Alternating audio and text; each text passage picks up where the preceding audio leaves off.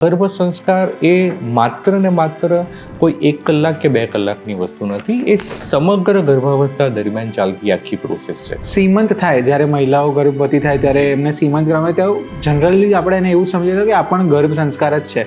તો એકચ્યુઅલી ગર્ભ સંસ્કારમાં શું હોય? શ્રેષ્ઠ સંતાન પ્રાપ્ત કરવા માટેની જે મેથડ છે તે ગર્ભ સંસ્કાર છે. કે જ્યારે અષ્ટાવક્ર ગર્ભમાં હતા ત્યારે તેમના પિતા જે હતા એ સતત વેદનું અધ્યયન કરતા, અને આ જે સતત વેદનું અધ્યયન તેમના કાને પડતું, અને તેના કારણે તે ગર્ભમાં પણ વેદોનું અમુક જ્ઞાન છે તે પ્રાપ્ત કરી લેતા. તમારું મન છે 5મા મહિને વિકાસ થવાની શરૂઆત થાય, અને 6ઠ્ઠા મહિનામાં બુદ્ધિનો વધારે વિકાસ થવાની શરૂઆત થાય. તો એ સમયે તમે સુડોકુ કરો છો, એ સમયે તમે વર્ડ ગેમ કરો છો, એ સમયે તમે માઇન્ડ ગેમ જે સગર્ભા સ્ત્રી છે તે કરે છે, તો બાળકને તે ગુણધર્મ વધારે સારી રીતે થાય. તમે કયા સમયની અંદર બાળકને પ્લાન કરી રહ્યા છો તે પણ બાળકની આવનારી પ્રકૃતિ ઉપર અસર કરે છે. જે લોકોને બાળક ના થતું હોય, કન્સીવ ના થતું હોય, એને પંચકર્મથી કોઈ ફાયદો થાય? જ્યારે સ્પર્મ સારું હોય અને ઓવમ સારું હોય તો જે બાળક જન્મશે તે પણ વધારે સારું હશે. આચાર્ય ચરકે એ પણ જણાવ્યું છે કે ગર્ભધાનની પ્રોસેસ જ્યારે ચાલુ હોય ત્યારે સ્ત્રી અને પુરુષ એ બંનેનું મળ જો વ્યાકુળ અને ચિંતિત હશે ને તો રાજસિક ગુણધર્મ ધરાવતો બાળક પેદા થશે. પહેલી આંગળી છે એને તમારા અંગૂઠાનો જે બેઝ છે એની સાથે તમે કનેક્ટ કરો છો, અને થોડું તમે એની અંદર દબાણ આપો છો. આવો તમે 5 થી 10 મિનિટ કરી શકો તો તમને જે કોઈ પણ ચિંતાની, સ્ટ્રેસની કે એન્ઝાયટીની લાગણીઓ છે એ ધીમે ધીમે ઓછી એની અંદર થવા લાગે છે. ગર્ભ સંસ્કારથી સી સેક્શન કે સિઝેરિયન ડિલિવરી જેને કહીએ છીએ અથવા નોર્મલ ડિલિવરી એ ડિસાઇડ થઈ શકે? જ્યારે ગર્ભ ધારણ કરેલો છે એટલે જ્યારે કદાચ પહેલો, બીજો, ત્રીજો મહિનો છે કે સેકન્ડ ટ્રાઇમેસ્ટર છે ત્યારે પતિ પત્નીએ સેક્સ કરવું જોઈએ કે ના કરવું જોઈએ? એનાથી ગર્ભ ઉપર કોઈ ઇમ્પેક્ટ પડતી હોય છે? કોઈ એવા 4-5 મંત્ર કહી શકો જે ગર્ભાવસ્થા દરમિયાન કોઈ મહિલા કરે તો એમનાથી એમને સારા ગર્ભ માટે કે સારા સંતાન માટે ફાયદો થાય? જો તમને અન્ય કોઈ પણ બીજ મંત્ર નથી કરવો તો તમે હોમનું ઉચ્ચારણ સતત કરો. ઓમ.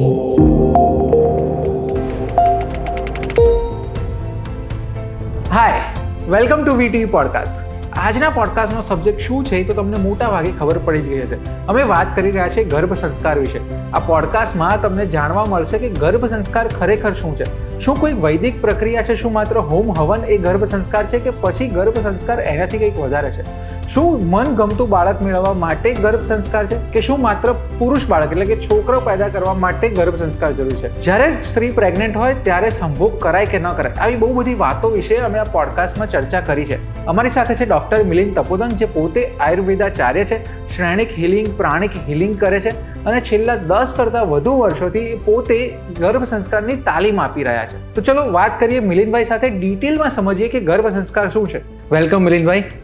કેમ છો? એકદમ મજામાં. તમે કેમ છો? ખૂબ જ સરસ. તો હું છે ને હમણાં થોડા દિવસથી યુટ્યુબ ઉપર કે ઇન્સ્ટાગ્રામ ઉપર બહુ જ બધા સેમિનાર્સની એડ જોઈ રહ્યો હતો ગર્ભ સંસ્કારની, કે એક હોલમાં સેમિનારનું આયોજન થાય, ત્યાં કોઈ સ્પીકર હોય, ગર્ભ સંસ્કાર વિશે 2-3 કલાક વાતો કરે.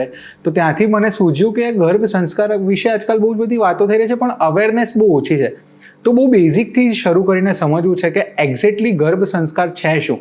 જી, તો આપણે સૌથી પહેલાં ગર્ભ સંસ્કારની વિશે સમજવાની વાત ચાલુ કરીએ તો આપણે તેને 2 ભાગમાં વિભાજિત કરીએ. સૌ પ્રથમ ગર્ભ અને પછી આવે સંસ્કાર. તો આયુર્વેદમાં જે ચરક સંહિતા છે તેની અંદર ગર્ભની એક ડેફિનેશન આપવામાં આવી છે કે શુક્ર શોણિત જીવ સંયોગે તુ ખલુ કુક્ષિગતે ગર્ભ સંજ્ઞા ઇતિ ભવતિ. શુક્ર એટલે કે સ્પર્મ, શોણિત એટલે કે સ્ત્રીબીજ એટલે કે ઓવમ. સ્પર્મ, ઓવમ અને જીવ તે બધા જ જ્યારે ગર્ભાશયની અંદર એકત્ર થાય છે તેને ગર્ભ કહેવામાં આવે છે. હવે સુશ્રુત સંહિતા છે તેમણે આનાથી પણ એક વધારે સારી ડેફિનેશન આપી છે કે એમણે એવું કીધું છે કે શુક્ર શોણિત ગર્ભાશયસ્થ આત્મ પ્રકૃતિ વિકારમ સમૂર્છિતમ ગર્ભ ઇતિ ઉચ્યતે. એટલે કે શુક્ર એટલે કે સ્પર્મ, શોણિત એટલે કે સ્ત્રીબીજ એટલે કે ઓવમ, સાથે આત્મા, પ્રકૃતિ અને વિકાર એ બધાનું જે સમૂર્છન થાય છે તેને આપણે ગર્ભ કહેવામાં આવે છે. એટલે આ ગર્ભની પરિભાષા એની અંદર છે. સંસ્કારની અંદર આપણે જોઈએ તો સંસ્કારની એક સામાન્ય આપણે ડેફિનેશન આપવી હોય તો તેના માટે કહેવામાં આવ્યું છે કે સંસ્કારો હિ ગુણાંતર આધાનમ ઇતિ ઉચ્યતે. સંસ્કાર એટલે એક ગુણમાંથી અન્ય ગુણમાં જે ટ્રાન્સફર કરવાની પ્રોસિજર છે તે સંસ્કાર છે.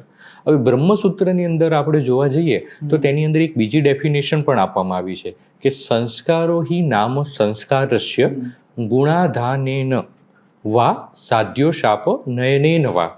એમાં બહુ વધારે સારી ડેફિનેશન આપી છે કે ગુણનું આધાન કરવું એટલે કે નવા ગુણો તમારે એની અંદર આરોપણ કરવું અથવા તો તે ઉત્પન્ન કરવા. વા સાધ્યો શાપ અવગુણોનો વિનાશ કરવો, જે ખરાબ ગુણો છે એને કાઢી નાખવા. અને તે કઈ રીતે? નયનેન વા એટલે કે યથા યોગ્ય માર્ગે.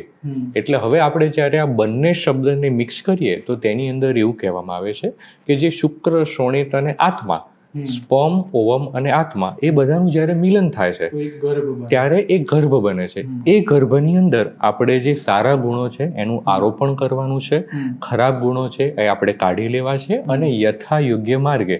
એટલે ગર્ભ સંસ્કાર એ એકચ્યુઅલી આ આખી જ જે પ્રોસેસ છે તે છે. અને ગર્ભ સંસ્કાર એ માત્ર ને માત્ર કોઈ 1 કલાક કે 2 કલાકની વસ્તુ નથી, એ સમગ્ર ગર્ભાવસ્થા દરમિયાન ચાલતી આખી પ્રોસેસ છે. ઓકે, તો મારે અહીંયા એક વસ્તુ એ સમજવી છે કે ગર્ભ સંસ્કાર એ આપણા 16 સંસ્કારનો એક પાર્ટ છે કે આખું અલગ છે? કારણ કે બહુ બધી વખત જ્યારે સીમંત થાય, જ્યારે મહિલાઓ ગર્ભવતી થાય ત્યારે એમને સીમંત કરવામાં આવે ત્યારે જનરલી આપણે એને એવું સમજીએ કે આ પણ ગર્ભ સંસ્કાર જ છે.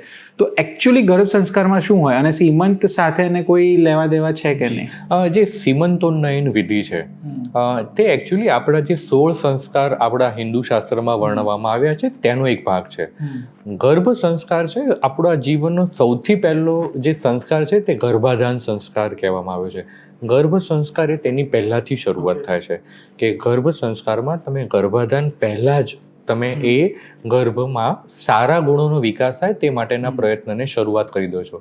એટલે સીમંતોન્નયન છે એ ગર્ભ સંસ્કારની સાથે જોડાયેલો એક ભાગ છે, પણ માત્ર આપણે જે શ્રીમંત કરીએ છીએ તે ગર્ભ સંસ્કાર નથી. એટલે શ્રીમંત એ ગર્ભ સંસ્કારનો પાર્ટ છે કે જે આપણે તેની સાથે સાથે કરીએ છીએ. બટ ગર્ભ સંસ્કાર અને શ્રીમંત એ બંને એકબીજાથી ઘણા બધા જુદા છે. ગર્ભ સંસ્કારની શરૂઆત ક્યાંથી થાય? મતલબ સીમંતથી થાય કે જ્યારે ગર્ભ ધારણ કરીએ ત્યારથી થાય? ગર્ભ સંસ્કારની એકચ્યુઅલી જે શરૂઆત છે કે જ્યારે કોઈ પણ યુગલ છે કે કોઈ પણ કપલ છે તેવું વિચારે છે કે હવે અમે માતા પિતા બનવા માટે તૈયાર છીએ, તો તેના 2 થી 3 મહિના પહેલાં જ સૌ પ્રથમ ગર્ભ સંસ્કાર કરાવવાની શરૂઆત થઈ જાય છે. જેમ કે આયુર્વેદમાં મુખ્યત્વે જણાવવામાં આવ્યું છે કે જ્યારે આપણે ગર્ભ પેદા કરવાના હોય તો સૌથી પહેલાં તમારે શુક્ર અને શોણિત, સ્પર્મ અને ઓવમ તે શુદ્ધ હોવા જોઈએ. તે માટે આયુર્વેદમાં અલગ અલગ મેથડ બતાવી છે. પંચકર્મ આપને ઘણા બધા લોકોને ખ્યાલ હશે કે તેની અંદર શરીરનું એક પ્રકારનું ડિટોક્સિફિકેશન કરવામાં આવે છે અથવા શરીરનું શુદ્ધિકરણ કરવામાં આવે છે. વમન, વિરેચન, આસ્થાપન બસ્તી, અનુવાસન બસ્તી, નસ્ય, રક્તમોક્ષણ, આ બધા પંચકર્મના એક અલગ અલગ. આ બધા શબ્દોને થોડુંક ઇઝીલી હજી તમે સામાન્ય ભાષામાં સમજો? હા, સામાન્ય ભાષામાં જો આપણે તેને સમજીએ તો વમન એટલે એની અંદર કફ દોષને કાઢવામાં આવે છે. તેની અંદર સૌથી પહેલાં જે વ્યક્તિ હોય છે એને ઘી પીવડાવી અને પહેલાં એનું સ્નેહન કરવામાં આવે છે. પછી બાષ્પ દ્વારા એનું સ્વેદન કરવામાં આવે છે. અમુક દિવસો સુધી તેને સતત ઘી પીવડાવવામાં આવે છે. અને છેલ્લે પછી તેના શરીરનું જે અભ્યંગ કરવામાં આવે છે તે વિશિષ્ટ પ્રકારના તેલ દ્વારા તે વ્યક્તિની પ્રકૃતિ કેવી છે તે અનુસાર તેલની પસંદગી કરવામાં આવે છે. અને તે પછી તેને અમુક ઔષધિ દ્રવ્ય પીવડાવી અને એક પ્રકારે ઉલટી કરાવવામાં આવે છે. તે તમારા એક્સેસિવ જે કફ દોષ છે એનું નિર્હરણ કરવા માટે ખૂબ જ જરૂરી છે. વિરેચન છે તેની અંદર પણ સેમ પ્રોસેસ છે, બટ તેની અંદર ગુદા માર્ગેથી પિત્ત દોષનું નિર્હરણ કરવામાં આવે છે. અને બસ્તીની અંદર જે કેટલાક ઔષધિયુક્ત તેલ છે કે ઔષધિયુક્ત ઉકાળા હોય છે એને ગુદા માર્ગે આંતરડાની અંદર ચડાવવામાં આવે છે, જેના કારણે વાયુ દોષ એની અંદર ઠીક થાય. એ બસ્તીના 2 પ્રકાર છે, આસ્થાપન અને અનુવાસન. અને બીજું એક નસ્ય આવે છે. નસ્યની અંદર તમારા નાકમાં વિશિષ્ટ પ્રકારના તેલના ડ્રોપ નાખવામાં આવે છે. અને બીજી એક રક્તમોક્ષણ મેથડ છે. રક્તમોક્ષણની અંદર શરીરના અલગ અલગ શિરાઓમાંથી અમુક રક્તને કાઢવામાં આવે છે. એટલે તે તમારા જે આયુર્વેદાચાર્ય હોય તમારી પ્રકૃતિ અનુસાર તે નક્કી કરે કે તેમને કયા કર્મ કરાવવાની જરૂર છે. એટલે આવું એક શોધન કરવાનું હોય છે. એટલે દરેક એક્ટિવિટી કરવાની જરૂર નથી. ના, બધા જ કર્મ કરવાની જરૂરત નથી. તમારા જે આયુર્વેદાચાર્ય છે કે તમે જેની સાથે સતત સંપર્કમાં છો તે તમને સજેસ્ટ કરે કે તમારે વમન કરાવવાની જરૂર છે તો તમે વમન કરાવી શકો છો. કોઈને વિરેચન કરાવવાની જરૂર છે તો તમે વિરેચન કરાવી શકો છો. તે વ્યક્તિની પ્રકૃતિ અનુસાર જે આયુર્વેદાચાર્ય છે જે તે નિર્ણય લઈ શકે. કફ આધિક્ય હોય તો એને વમન સૂચવવામાં આવે, પિત્ત અધિક હોય તો એને વિરેચન સૂચવવામાં આવે, વાયુ બહુ વધારે હોય તો એને બસ્તી કરવાનું સૂચવવામાં આવે.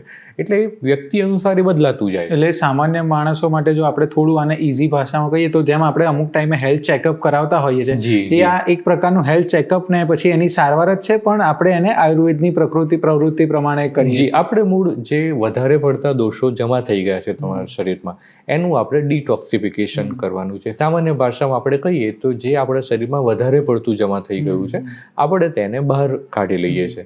જેમ કે આપણે ઘણી વખત બહુ વધારે પડતું ખાવાનું લઈ લેતા હોય તો આપણે નેક્સ્ટ મીલ નોર્મલી સ્કીપ કરતા હોઈએ છીએ કે આપણે તેને કાઢી લઈશું તો આપણા શરીરમાં જે એક્સેસ ખાવાનું છે એ પહેલાં બહાર નીકળી જશે, પછી આપણું પેટ હલકું ફૂલ થઈ જશે. એવી રીતે જ આપણા શરીરમાં જે એક્સેસ વસ્તુઓ જમા થઈ ગઈ છે એને બહાર કાઢવાની પ્રોસેસ છે એ પંચકર્મ છે. અને આ પંચકર્મ કેટલા સમય પહેલાં કરાવવું છે? સપોઝ તમે એવું પ્લાન કરી રહ્યા છો કે આજથી 6 મહિના પછી અમે બેબી પ્લાનિંગ કે ફેમિલી પ્લાનિંગ કરી રહ્યા છે તો ત્યારે કરાવવાનું, અથવા તમે 2 થી 3 મહિનાની પહેલા જ એ કરાવી શકો. અને એનાથી કોઈ ફરક પડે કે જલ્દી કન્સીવ થાય કે એવું કંઈ? લાઈક આજકાલ બહુ જ બધા IVF સેન્ટર્સની પણ જરૂર પડવા માંડી છે, તો જે લોકોને બાળક ના થતું હોય, કન્સીવ ના થતું હોય, એને પંચકર્મથી કોઈ ફાયદો થાય? જી, પંચકર્મ કરવાથી અવશ્ય ફાયદો થાય. જેમ કે આયુર્વેદમાં એના માટે એક સ્પેસિફિક ઉદાહરણ આપવામાં આવ્યું છે કે જે કોઈ સૂકું લાકડું છે તમે એને વાળવાનો પ્રયત્ન કરશો ને તો એ તરત જ તૂટી જશે, પરંતુ એ જ સૂકા લાકડાને તમે 10 દિવસ સુધી તેલમાં મૂકી રાખો છો તો એ સ્નિગ્ધ થઈ જશે. એનામાં એક પ્રકારની ફ્લેક્સિબિલિટી આવી જશે. એટલે જ્યારે તમે પંચકર્મ કરાવો છો ત્યારે તમારું શરીર એ ફ્લેક્સિબલ થઈ જાય છે. તમારું શરીર વસ્તુને ઇઝીલી એક્સેપ્ટ કરવા માટે તૈયાર થઈ જાય છે. અને એવું પણ જોવામાં આવ્યું છે કે પંચકર્મ પહેલાં તમે જે દવાઓ આપો છો અને પંચકર્મ પછી જે દવા આપો છો તો દવાની જે અસરકારકતા છે એ પણ શરીરમાં વધી જાય છે. એટલે મૂળ એક કોઈ પાત્ર છે એ ગંદુ છે અને એમાં તમે કોઈ વસ્તુ રેડો છો તો એ ગંદુ જ થવાનું છે. બટ એ પાત્રને તમે શુદ્ધ કરી દો છો તો પછી જે વસ્તુ એની અંદર તમે મૂકો છો તે અવશ્ય વધારે શુદ્ધ થશે. એટલે પંચકર્મ એક પ્રકારની આવી શુદ્ધિકરણ પ્રોસેસ છે. એટલે ગર્ભ સંસ્કારનો પહેલો તબક્કો થઈ ગયો પંચકર્મ. હવે એના પછી શું આવે? જી, એના પછી એવું આવે છે કે જે પુરુષ અને સ્ત્રી છે એના આહાર વિહારમાં અમુક ફેરફાર કરાવવામાં આવે છે. કે જેમ કે પુરુષ હોય છે તેને યષ્ટિમધુ એટલે કે આપણે જેઠીમધ જે કહેતા હોઈએ છીએ, અશ્વગંધા હોય છે, તેની સાથે સાથે કેટલાક શેરડીના જે અમુક પ્રોડક્ટ છે તે એમને આપવાની હોય છે. સાથે સાથે એટલે એમાં શુક્રજનન એટલે જે તમારા સ્પર્મને બેટર કરે એવા ઔષધિઓ આપવાની હોય છે. અને સ્ત્રીઓમાં એવું કહેવામાં આવે છે કે તલ છે, અડદ છે, લસણ છે, એમની પ્રકૃતિ અનુસાર તેમને અમુક ભોજન આપવાની શરૂઆત કરવામાં આવી હોય છે. એટલે એના કારણે પુરુષોમાં શુક્ર છે વધારે મજબૂત થતું જાય અને સ્ત્રીઓમાં એમનું જે સ્ત્રીબીજ છે તેના રિલેટેડ આહાર અને વિહાર એમને સજેસ્ટ કરવામાં. તો આને આપણે સ્પર્મ કાઉન્ટ વધે એ પ્રકારની આ એક્ટિવિટી છે? એવું કહી શકાય કે એમાં સ્પર્મ કાઉન્ટ વધે, સ્પર્મની મોટિલિટી વધે એટલે સ્પર્મની જે આગળ વધવાની શક્તિ છે એ વધે અને સારા સ્પર્મ બને. એટલે જ્યારે સ્પર્મ સારું હોય અને ઓવમ સારું હોય તો જે બાળક જન્મશે તે પણ વધારે સારું હશે. અને એ સમયે તમે વિશિષ્ટ પ્રકારના આહાર વિહારનું અનુસરણ કરો એટલે તમારું શરીર પોતે પણ બદલાવાની શરૂઆત થાય. અતિશય મેદસ્વી હોય તમે 10 કિલો ઘટાડી લો, તમને હલકું ફૂલ લાગવાની શરૂઆત થશે. એટલે આ જે 2-3 મહિના છે એમાં વ્યક્તિ અનુસાર એના આહાર વિહાર પણ ફેરફાર કરવામાં આવે. એટલે એ સમય એ જે શારીરિક પરિસ્થિતિમાં છે એ બેસ્ટ શારીરિક પરિસ્થિતિના ગુણધર્મ ધરાવતા સ્પર્મ કે ગુણધર્મ ધરાવતા ઓવમ તે બંને એકત્ર થાય, જેના કારણે વધારે સારું સંતાન પેદા એમાં થઈ શકે. અને આના પછીનો તબક્કો આવે કે ગર્ભ ધારણ કરવાનો, એટલે જ્યારે બેબી કન્સીવ થઈ જાય તો એના પછી શું ધ્યાન રાખવાનું? એના પછી પણ ખાવા પીવામાં ધ્યાન રાખવાનું કે ફરી કોઈ વૈદિક વિધિ કરવી પડે? જી, એટલે જ્યારે ગર્ભાધાન થઈ જાય છે પછી આયુર્વેદમાં દરેક મહિના અનુસાર અલગ અલગ પ્રકારના આહાર અને અલગ અલગ પ્રકારના વિહાર બતાવવામાં આવ્યા છે. તો જેમ કે તમને એક સામાન્ય ઉદાહરણ આપું કે અમે કીધું છે કે પંચમે મન અને ષષ્ઠે બુદ્ધિ, એટલે તમારું મન છે 5મા મહિને વિકાસ થવાની શરૂઆત થાય અને 6ઠ્ઠા મહિનામાં બુદ્ધિનો વધારે વિકાસ થવાની શરૂઆત થાય. તો એ સમયે તમે સુડોકુ કરો છો, એ સમયે તમે વર્ડ ગેમ કરો છો, એ સમયે તમે માઇન્ડ ગેમ જે સગર્ભા સ્ત્રી છે તે કરે છે, તો બાળકને તે ગુણધર્મ વધારે સારી રીતે થાય. તેનું ગણિત છે તે વધારે સારું થાય, તેની જે યાદ રાખવાની શક્તિ છે તે વધારે થાય. એટલે યોગ્ય સમયે તમારે યોગ્ય એક્ટિવિટી કરવાની જરૂરત હોય છે. અને યોગ્ય સમયે હવે જેમ કે તેમાં તે પણ દર્શાવ્યું છે કે દરેક મહિના અનુસાર કોઈક મહિના છે તેમાં હૃદયનો વિકાસ સારો થતો હોય છે. આખા 9 મહિના જેમાં હૃદયનો વિકાસ થતો જ હોય છે, પરંતુ જે તે સમયે તેને એવી ઔષધિ આપવામાં આવે, તેને એવા આહાર વિહાર આપવામાં આવે કે જેના કારણે તે વિકાસ વધારે સારી રીતે થઈ શકે. એટલે સમગ્ર જે 9 મહિના છે તેમાં માતાના આહારનું, માતાના વિહારનું, માતાના માનસિક સ્વાસ્થ્યનું ખૂબ ધ્યાન રાખવાનું આવે છે. તે ગર્ભ સંસ્કાર છે. સાથે સાથે આપણે ચર્ચા કરીશું કે ગર્ભ સંવાદ કરાવવામાં આવે છે. સાથે સાથે અમુક પ્રાણાયામ છે, યોગ છે, તે પણ સૂચવવામાં આવે એટલે છે. આને આપણે એ રીતે બ્રેકડાઉન કરીએ, તમે કદાચ એવી રીતે કહી શકો કે પહેલા મહિને, બીજા મહિને, ત્રીજા મહિને કઈ એક્ટિવિટી કરવાની, એ રીતે તમે કદાચ બ્રેકડાઉન કરી શકો તો વધારે સારી રીતે સમજી શકાશે. જી. એટલે મૂળ એ છે કે પહેલા મહિને જ્યારે આપણે ગર્ભાધાન થઈ ગયું છે તો તે સમયે મુખ્યત્વે આપણે જોઈએ તો ત્યારે ગર્ભ હજી માત્ર નાની અવસ્થામાં હોય છે. તો તેની અંદર મુખ્યત્વે એવું કહેવામાં આવે છે કે ત્યારે દૂધ અને ઘીની માત્રા છે તે તમે વધારે માત્રામાં ઉપયોગ કરી શકો. બીજા મહિનામાં તમે જુઓ તો તે હવે થોડેક મોટી અવસ્થામાં રૂપાંતરિત થાય છે. તો ત્યારે તમે જે શતાવરી સિદ્ધ ઘી હોય છે તે એમને આપવામાં આવે છે. અને થ્રુઆઉટ 9 મહિના દરમિયાન આયુર્વેદમાં ફલદ્રુત પણ આવે છે. તે તમારા જે આયુર્વેદાચાર્ય હોય એની દેખરેખ હેઠળ તમે ફલદ્રુત પણ એની અંદર લઈ શકો. અને ત્રીજો મહિનો જે એની અંદર આવે છે તો તેની અંદર ઘી છે, દૂધ છે અને મધ છે તે આપણે વધારે માત્રામાં લેવાનું કહેવામાં આવે છે. ચોથા મહિને તમે જે માખણ છે તેનો આપણે વધારે ઉપયોગ કરી શકીએ છીએ. 5મા મહિને ફરી પાછું આપણે જે શતાવરી સિદ્ધ ઘી છે તેનો ઉપયોગ કરવામાં આવે છે. 6ઠ્ઠા મહિને જે જેઠી મધ, ઘી અને મધ એની સાથે પણ તેનો ઉપયોગ કરવામાં આવે છે. 7મા મહિને તમે જોવા જાઓ તો ઘીનો વધારે ઉપયોગ કરવામાં આવે છે. 8મા મહિને ફરી પાછું શતાવરી સિદ્ધ ઘી અથવા તો ખીર અને ભાત તેનો ઉપયોગ કરવામાં આવે છે. અને 9મા મહિને ફરી પાછું ઘી, મધ, દૂધ તેનો ઉપયોગ કરવામાં આવે છે. એટલે મહિના અનુસાર તેની ગોઠવણ એની અંદર ખાસ કરવામાં આવે છે.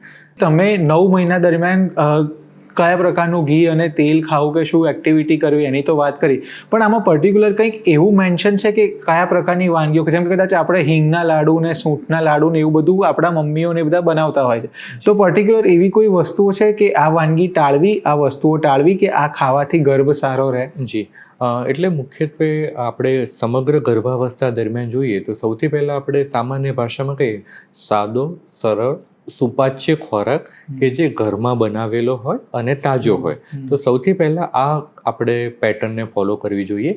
સાથે સાથે તેમાં જે મેંદો અને મેંદાની બનાવટવાળી જેટલી પણ વાનગીઓ છે તેને આપણે અવશ્ય અવોઇડ કરવી જોઈએ.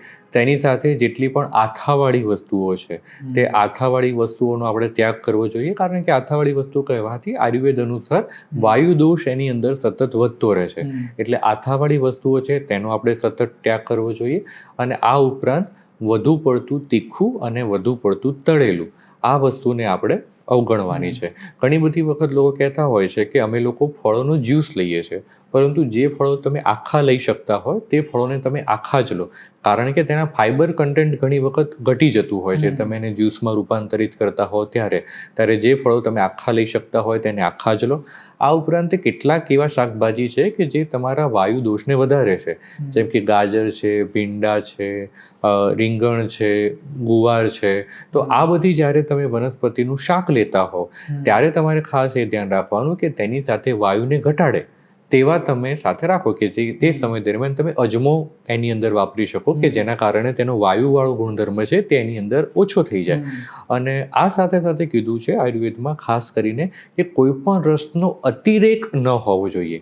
જેમ કે સમગ્ર સગર્ભાવસ્થા દરમિયાન જો તમે મધુર રસ એટલે કે ગળ્યો રસ છે તેનો જ્યારે તમે અતિરેક કરો છો તો જે બાળક પેદા થાય છે તે સ્થૂળ પેદા થવાની શક્યતા વધારે છે.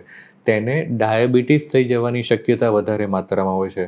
તમે ખાટા રસનું થ્રુઆઉટ સેવન કરો છો તો જે બાળક પેદા થાય છે તેને ત્વચા અને આંખના વિકારો થવાની સંભાવના વધારે પ્રમાણમાં હોય છે. તમે ખારું એટલે કે સોલ્ટી ફૂડ બહુ વધારે માત્રામાં રહો છો તો તમારું જે બાળક આવે છે એનો વાળનો જે રંગ છે એ અકાળે સફેદ થઈ જવાની શક્યતા વધારે છે. તેની જે ચામડી છે તેના પર કરચલીઓ થવાની સંભાવનાઓ વધારે માત્રામાં હોય છે. ઘણી બધી વખત તીખું અને સ્પાઇસી ખાવાની બહુ જ આદત હોય છે તો બાળક છે અતિશય હાઇપર એક્ટિવ પેદા થઈ શકે છે. આ ઉપરાંત ઘણી વખત એવું થાય છે કે તેનું વજન એ ઓછું માત્રામાં પેદા થઈ શકે છે.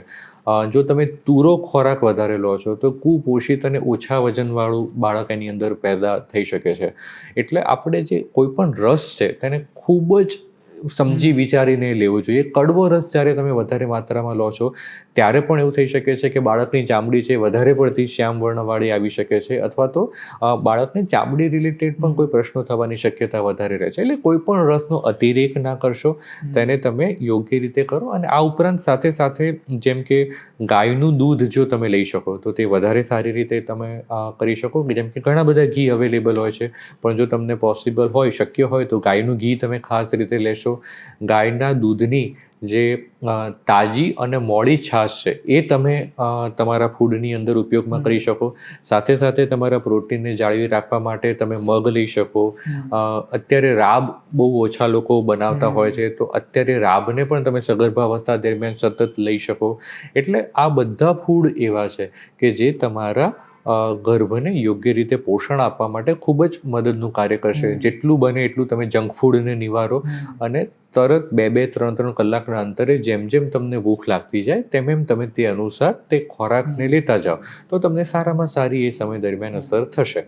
કદાચ બહુ બધા લોકોને મારો આ પોઈન્ટ કે આ સવાલ વિયર્ડ લાગશે પણ લાઈક આપણી આજુબાજુમાં જોઈએ બહુ બધા પુરુષ અને સ્ત્રીઓ બધા જ વ્યસન કરતા હોય છે તો જ્યારે ગર્ભાવસ્થા દરમિયાન વ્યસન કેટલી ઇમ્પેક્ટ આપી શકે? ના, ચોક્કસ. એ આપણે બહુ જ અગત્યનો મુદ્દો કીધો છે કે ગર્ભાવસ્થા દરમિયાન બીડી, તમાકુ, સિગરેટ આવું કોઈ પણ વ્યસન હોય તો જ્યારે તમે આવી કોઈ વ્યસનવાળી વસ્તુઓ લો છો ત્યારે તેનો એક પ્રાઇમરી એવું થાય છે કે તમારી જે રક્તવાહિની હોય છે એ થોડા સમય માટે વધારે ફૂલે છે. એટલે તેના કારણે ગર્ભને જે નરિશમેન્ટ મળવું જોઈએ અથવા ગર્ભને જે પોષણ મળવું જોઈએ કે ગર્ભને જે ઓક્સિજન મળવું જોઈએ તેની અંદર સતત વધઘટ થતી જોવા મળે છે અને તેના કારણે ગર્ભના વિકાસ ઉપર એની ખાસ અસર પડતી હોય છે. એવું કહેવાય છે કે જ્યારે તમે લાંબા સમય સુધી આવું સતત સ્મોકિંગ છે, ડ્રિંકિંગ છે અથવા તો તમાકુની કોઈ પણ પેદાશનો ઉપયોગ સતત કરતા રહેતા હોય છે તો લો બર્થ વેઇટ બેબી એટલે કે જે બાળકનું વજન હોવું જોઈએ તેનાથી ઓછા વજનવાળું બાળક પેદા થઈ શકે છે. અને આ ઉપરાંત તમારા ગર્ભાવસ્થા દરમિયાન તમારું બ્લડ પ્રેશર વધવાની પણ શક્યતા હોય છે.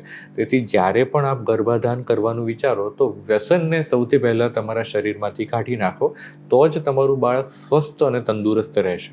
તો આ તો એક થઈ ગયો કે 9 મહિના દરમિયાન ખાવામાં કે જમવામાં શું શું ધ્યાન રાખવું. હવે આની સાથે સાથે વારંવાર આપણને એવું પણ કહેવામાં કે યોગા કરો તો અને જ્યારે સ્ત્રીઓ પ્રેગ્નન્ટ હોય ત્યારે એમના હોર્મોન્સને બહુ બધું ચેન્જ થતું હોય તો એમના સ્વભાવમાં બી બહુ પરિવર્તન આવતું હોય તો એની ગર્ભ ઉપર કંઈ અસર પડે ખરી અને એને કંટ્રોલ કરવા માટે શું કરી શકાય? જી, એટલે જો આપણે યોગ ઉપર જઈએ એની પહેલાં એક વાત છે કે એનું આયુર્વેદ સાથે કઈ રીતે એનું કનેક્શન છે. તો સૌ પ્રથમ આયુર્વેદમાં એના વિશે જણાવવામાં આવ્યું છે કે આયુર્વેદમાં આપણને લોકોને ખ્યાલ હશે કે વાયુ, પિત્ત અને કફ એ 3 પ્રકારના દોષો બતાવવામાં આવ્યા છે. હવે જે વાયુ, પિત્ત અને કફ એની જે સમ અવસ્થા છે તે માણસનું સ્વાસ્થ્ય દર્શાવે છે અને જ્યારે દોષો ઉપર નીચે થાય છે ત્યારે આપણને રોગ તે ઉત્પન્ન કરે છે. હવે આયુર્વેદમાં તે કહેવામાં આવ્યું છે કે જે લોકોમાં વાયુનું આધિક્ય હોય છે અથવા તો વાત દોષનું આધિક્ય હોય છે તો તે લોકો અતિશય વાચાળ હોય છે પરંતુ તે લોકો સ્થિર નથી રહી શકતા. તેમનું ઇમેજિનેશન પાવર વધારે હોય છે. ઘણી બધી વખતે અસંબદ્ધ વાતો વધારે કરતા હોય છે કે આ ઉપરાંત તેઓ પોતાના સ્થિરતાનો અભાવ દર્શાવે છે. તેમની ચામડી છે તે વૃક્ષો હોય છે. આ ઉપરાંત તેઓને એક જ જગ્યાએ ટકીને બેસવું તે નથી યોગ્ય લાગતું. તો તે બધા વાયુ પ્રકૃતિના ગુણધર્મો છે. પિત્ત પ્રકૃતિવાળા છે તો તે અતિશય હોશિયાર હોય છે પરંતુ જલ્દી ગુસ્સે થઈ જાય છે, જલ્દી શાંત પડી જાય છે, નેતૃત્વના ગુણધર્મ ધરાવે છે તો એ પિત્ત પ્રકૃતિની સાથે કનેક્ટેડ છે. અને જે ધીર, ગંભીર, શાંત અને મધુરભાષી છે તે બધા કફ પ્રકૃતિના હોય છે. એટલે આયુર્વેદમાં એવું કીધું છે કે વાત પ્રકૃતિ છે તે હીન છે, પિત્ત પ્રકૃતિ છે મધ્યમ છે અને કફ પ્રકૃતિ છે એ શ્રેષ્ઠ છે. તો આપણે આમાંની જે શ્રેષ્ઠ પ્રકૃતિ છે એ આપણે ગર્ભમાં આરોપણ કઈ રીતે કરવું એ ગર્ભ સંસ્કારની અંદર પણ આવે છે. તો એના માટે ફરી પાછું એમણે કીધું છે કે માણસની પ્રકૃતિ આપણે કઈ રીતે ડિસાઈડ કરી શકીએ. તો એમાં એક અલગ શ્લોક આપવામાં આવ્યો છે કે શુક્ર શોણિત સંયોગે યા ભવેત દોષ ઉત્કટઃ પ્રકૃતિ જાયતે તેન મે લક્ષણમ શૃણુ. એટલે શુક્ર અને શોણિતનો જ્યારે સંયોગ થાય છે ત્યારે જે દોષો વધારે માત્રામાં હશે એવી પ્રકૃતિ થવાની આમાં શરૂઆત વધારે માત્રામાં થશે. હવે આપણને પ્રશ્ન થાય કે આવી પ્રકૃતિ આપણે કઈ રીતે કરી શકીએ? માત્ર તે સમયે જ તે દોષો હોવા જોઈએ કે તેના સિવાય પણ હોવા જોઈએ? એટલે એમાં પાછું બીજું વસ્તુ વર્ણવવામાં આવી છે કે એ પ્રકૃતિ કોના આધારે નક્કી થશે. સૌ પ્રથમ વસ્તુ છે શુક્ર શોણિત પ્રકૃતિ. માતાની પ્રકૃતિ શું છે અને પિતાની પ્રકૃતિ શું છે. એટલે જો માતાની પ્રકૃતિ વાયુ છે, પિતાની પ્રકૃતિ પિત્ત છે, તો જે બાળક આવે છે એ વાયુ અને પિત્તની મિશ્રિત પ્રકૃતિ વાળું હોઈ શકે. એવું હોય કે માતાની પ્રકૃતિ કફ છે, પિતાની પ્રકૃતિ પિત્ત છે, તો પિત્ત અને કફની મિશ્રિત હોઈ શકે. અથવા તો જે દોષનું આધિક્ય એમાં વધારે છે તેવું બાળક આવવાની સંભાવના એની અંદર વધારે માત્રામાં થઈ શકે. તો આ શુક્ર શોણિત પ્રકૃતિ એટલે આપણે સૌથી પહેલા માતા અને પિતાની પ્રકૃતિને જોઈ લઈએ કે એ કઈ પ્રકારની પ્રકૃતિ છે. બીજું એમણે પ્રકૃતિ ડિસાઈડ કરવા માટે કીધું છે કે કાલ ગર્ભાશય પ્રકૃતિ. એટલે તમે કયા સમયની અંદર બાળકને પ્લાન કરી રહ્યા છો તે પણ બાળકની આવનારી પ્રકૃતિ ઉપર અસર કરે છે. જેમ કે આપણી ઋતુઓ કીધી છે શિશિર, વસંત, ગ્રીષ્મ, વર્ષા, શરદ અને હેમંત. મુખ્યત્વે આપણે એની ટાઈમલાઈન જોઈએ તો એવું કહે છે કે હેમંત ઋતુની શરૂઆત કોઈ લોકો એવું કહે છે કે 15 ડિસેમ્બરથી લઈને 15 ફેબ્રુઆરી સુધી હોય છે, કોઈ કહે છે જાન્યુઆરી ફેબ્રુઆરી સુધીની હોય છે. એટલે શિશિર ઋતુ એ શરૂઆત એ પ્રમાણે થાય છે. તો હવે આની અંદર અમુક ઋતુઓની અંદર અમુક દોષ વધારે માત્રામાં હોય છે. જેમ કે વસંત ઋતુની અંદર કફ દોષનું આધિક્ય હોય છે ત્યારે એ પ્રકોપ પામે છે. વર્ષા ઋતુની અંદર વાયુ દોષ પ્રકોપ પામે છે. અને જે શરદ ઋતુ છે એની અંદર પિત્ત દોષ છે તે પ્રકોપ પામે છે. તો હવે ધારો કે માતા પિતાની પ્રકૃતિ પિત્ત છે, તો શરદ ઋતુની અંદર કન્સેપ્શન કરવાનો જે પ્રયત્ન છે તે ન કરવો જોઈએ. કારણ કે બાળક પિત્ત પ્રકૃતિ વાળું જન્મશે અને એ વધારે પડતી પિત્ત પ્રકૃતિ વાળું હશે જેના કારણે એને પિત્તજનિત રોગો થવાની સંભાવના વધારે પ્રમાણમાં રહેશે. અને જો એવું હોય કે તમારી ઉંમર એવી છે કે તમારે એ સમયે કન્સેપ્શન કરવું જ પડે છે, તો તમારી પિત્ત પ્રકૃતિ શમન પામે એવા ઔષધો લઈ અને પછી તમે બાળક માટે. હું અહીંયા એવું એકચ્યુઅલી પૂછવાનો હતો, તમે જ્યારે ઋતુ પ્રમાણે દોષની વાત કરી ત્યારે કે કઈ ઋતુ બેસ્ટ છે સંવનન માટે અથવા તો કન્સીવ કરવા માટે. પણ આઈ થિંક હું જે સમજ્યો હમણાં તમારા આન્સરમાંથી કે દરેક પત્ની અને પતિ બંનેની પ્રકૃતિ પ્રમાણે ઋતુ બદલાયા કરે. તો હવે સપોઝ હું કોઈ આયુર્વેદાચાર્યને કન્સલ્ટ નથી કરતો પણ મારે મારી જાતે જાણવું હોય કે મારા માટે કયો સમયગાળો બેસ્ટ છે, તો એવું કરી શકાય? જી હા, ચોક્કસ એવું કરી શકાય કે જેમ મેં આપને જણાવ્યું કે ઘણા બધા એવા ઓનલાઈન પ્લેટફોર્મ અવેલેબલ છે, ક્વેશ્ચનેર હોય છે કે જેના આધારે તમે આશ્રય ડિસાઈડ કરી શકો કે તમારામાં કફ પ્રકૃતિનું આધિક્ય છે, પિત્ત પ્રકૃતિનું આધિક્ય છે કે વાયુ પ્રકૃતિનું આધિક્ય છે. તો ધારો કે તમે યોગ્ય રીતે તેને નિર્ધારણ કરી લો છો, તો તમે જો કે વર્ષા ઋતુની અંદર વાયુ દોષ વધારે છે, તમને એવું લાગે છે કે તમને વાયુજનિત રોગો વધારે માત્રામાં થાય છે, તો વર્ષા ઋતુની અંદર કન્સેપ્શન કરવાનું ન વિચારશો. જો તમને વારંવાર એસિડિટી થાય છે, વારંવાર તમને ખાટા ઓડકાર આવે છે, બહુ જ ગુસ્સો આવે છે, તો શરદ ઋતુની અંદર તમે જે ગર્ભ ધારણ કરવાની પ્રક્રિયા છે તે એને અવગણો. જો તમને કફ દોષનું આધિક્ય વધારે માત્રામાં છે, તો વસંત ઋતુની અંદર તમે જે કન્સેપ્શન છે તેને ટાળો. એના કારણે બેસ્ટ એની અંદર રહેશે કે તમારી જે પ્રકૃતિ છે અને જે સમયે જે તે દોષ વધારે પડતા છે, તો તે સમયે તમે કન્સેપ્શન કરવાનું ટાળી શકો છો, જેના કારણે તમને વધારે સારી રીતે એની અંદર અસર મળી શકે છે. પ્રેગ્નન્સી દરમિયાન સ્ત્રીઓના હોર્મોનલ ચેન્જીસ અને એમના જે ચીડિયાપણું સ્વભાવમાં આવી જાય એના માટે શું ગર્ભ સંસ્કારમાં મતલબ કંઈ પ્રાયોજન છે કે નહીં? જી હા, ચોક્કસ. એટલે જે સ્ટ્રેસ, એન્ઝાયટી અને ચીડિયાપણું, તો ગર્ભ સંસ્કારમાં એને ગર્ભાધાન પહેલાં પણ બહુ મહત્ત્વ આપવામાં આવ્યું છે. જેમ કે આચાર્ય ચરકે એ પણ જણાવ્યું છે કે ગર્ભાધાનની પ્રોસેસ જ્યારે ચાલુ હોય ત્યારે સ્ત્રી અને પુરુષ એ બંનેનું મળ જો વ્યાકુળ અને ચિંતિત હશે ને, તો રાજસિક ગુણધર્મ ધરાવતો બાળક પેદા થશે. જો બેમાંથી કોઈ એક દુઃખી, નિરાશ અને વ્યાકુળ હશે, તો તામસિક પ્રવૃત્તિ ધરાવતો બાળક પેદા થશે, પરંતુ બંને જ્યારે પ્રસન્ન હશે ત્યારે સાત્વિક પ્રકૃતિવાળો બાળક એની અંદર પેદા થશે. અને સૌથી પહેલાં આયુર્વેદમાં જે અધ્યાય છે એની અંદર યજ્ઞ પુરુષી અધ્યાયમાં બતાવવામાં આવ્યું છે કે એમાં અદ્રવ્ય ચિકિત્સાનો એક ભાગ છે. તેમાં કીધું છે કે સૌમનસ્યમ ગર્ભજનનમ, શાંત મન તે ગર્ભજનન લાવવા માટે, ગર્ભ ઉત્પન્ન કરવા માટે બેસ્ટ છે. એટલે જ્યારે તમે આ વસ્તુ અનુભવતા હોય કે ગર્ભાવસ્થા દરમિયાન તમે સ્ટ્રેસના, ચિંતાના કે એન્ઝાઇટીના શિકાર બનો છો, તો ગર્ભ સંસ્કારમાં એના માટે વિશિષ્ટ પ્રકારના ઘણા બધા રસ્તા સૂચવવામાં આવે છે. કે સૌથી પહેલાં તેની અંદર વિશિષ્ટ પ્રકારના પ્રાણાયામ સૂચવવામાં આવે છે. સૌથી સાદામાં સાદો પ્રાણાયામ છે ઊંડા શ્વાસ લેવા. તમે 10થી 15 મિનિટ સુધી ઊંડા શ્વાસ લો, તેને રોકો અને પછી તેને છોડો. તમને જેટલું કમ્ફર્ટેબલ લાગે તેટલું તમે તે ઊંડા શ્વાસ લેવાની અને છોડવાની પ્રોસેસ કરી શકો છો. બીજી તેની અંદર આવે છે અનુલોમ અને વિલોમ. અનુલોમ અને વિલોમ પ્રાણાયામ તમે કરો ત્યારે તમારા માઇન્ડ છે ધીમે ધીમે શાંત થવાની શરૂઆત થાય છે. તમારું જે રિએક્શન છે ઓછું થવાની શરૂઆત થાય છે. અને વિશેષ કરીને જે પિત્ત પ્રકૃતિવાળા લોકો છે જેને ત્વરિત જ ગુસ્સો આવી જાય છે, તો શીતકારી અને શીતલી પ્રાણાયામ છે જેની અંદર તમારું માઇન્ડ એકદમ શાંત થાય છે, તમને પોતાને પણ ઠંડકની અનુભૂતિ થાય છે. તો આવા જે વ્યક્તિઓ છે જેમને સ્ટ્રેસ, ચિંતા, ગુસ્સો, ક્રોધ એવી લાગણી અનુભવાતી હોય તેમાં સતત પ્રાણાયામનો અભ્યાસ પણ કરાવવામાં આવે છે. સાથે સાથે એમાં વિશિષ્ટ પ્રકારની જે મુદ્રા છે, મુદ્રા પણ સજેસ્ટ કરવામાં આવતી હોય છે. કે જેમ કે સૌથી પહેલી છે જ્ઞાન મુદ્રા, જે બધા લોકોને ખબર હોય છે. તમે ફોટોગ્રાફ પણ જોશો તો ત્યારે તમને જ્ઞાન મુદ્રા જોવા મળશે. મુદ્રાનું પણ એક અલગ પ્રકારનું સાયન્સ એની અંદર છે, જેમાં તમારો જે આ હાથ છે તો સૌથી પહેલાં જે અંગૂઠો છે તે અગ્નિ મહાભૂતની સાથે સંકળાયેલો છે. તમારી આંગળી છે એ તમારી વાયુ મહાભૂતની સાથે સંકળાયેલી છે. તમારી જે ત્રીજી આંગળી છે આકાશ મહાભૂતની સાથે સંકળાયેલી છે. ચોથી આંગળી છે પૃથ્વી મહાભૂત સાથે સંકળાયેલી છે. અને તમારી ટચલી આંગળી છે જલ મહાભૂતની સાથે સંકળાયેલી છે. એટલે જ્યારે તમે વિશિષ્ટ પ્રકારની મુદ્રા લો છો ત્યારે વિશિષ્ટ પ્રકારના મહાભૂતને તમે એકબીજા સાથે કનેક્ટ કરો છો, કે જેના કારણે એવી સ્ટેબિલાઇઝિંગ એનર્જી ઉત્પન્ન થાય છે. તો સૌથી પહેલાં જ્ઞાન મુદ્રાની અંદર કહેવામાં આવે છે. અને સૌથી વધારે એવું કહેવામાં આવ્યું છે કે આપણું મન વિચલિત જ્યારે થાય છે ત્યારે વાયુ દોષ એ સૌથી વધારે કારણભૂત તેની અંદર હોય છે. તો તેમાં વાયુ મુદ્રા કહેવામાં આવી છે, જેમાં પહેલી આંગળી છે એને તમારા અંગૂઠાનો જે બેઝ છે એની સાથે તમે કનેક્ટ કરો છો અને થોડું તમે એની અંદર દબાણ આપો છો. આવો તમે 5 થી 10 મિનિટ કરી શકો તો તમને જે કોઈ પણ ચિંતાની, સ્ટ્રેસની કે એન્ઝાઇટીની લાગણીઓ છે એ ધીમે ધીમે ધીમે ધીમે ઓછી એની અંદર થવા લાગે છે. એની સાથે બીજી એક પ્રાણ મુદ્રા પણ સજેસ્ટ કરવામાં આવે છે કે જેની અંદર તમારો અંગૂઠો અને ટચલી અને તેની બાજુની જે રિંગ ફિંગર છે એને તમે કરી અને તે પ્રાણ મુદ્રા પણ કરી શકો છો, કે જેના કારણે તમે ધીમે ધીમે શાંત થવા લાગો છો, કે જે તમને વધારે સારી રીતે અસર કરે છે. અને સૌથી અગત્યની અને સારી મુદ્રા કે જેને યોની મુદ્રા કહેવામાં આવે છે, કે જે સમગ્ર ગર્ભાવસ્થા દરમિયાન તમારે કરવાની હોય છે, કે જેમાં તમારા છેલ્લી જે 3 આંગળીઓ છે તમે તેને એકબીજા સાથે કનેક્ટ કરી પહેલી આંગળી અને અંગૂઠો તેને આ કરતા યોની જેવો આકાર બને છે.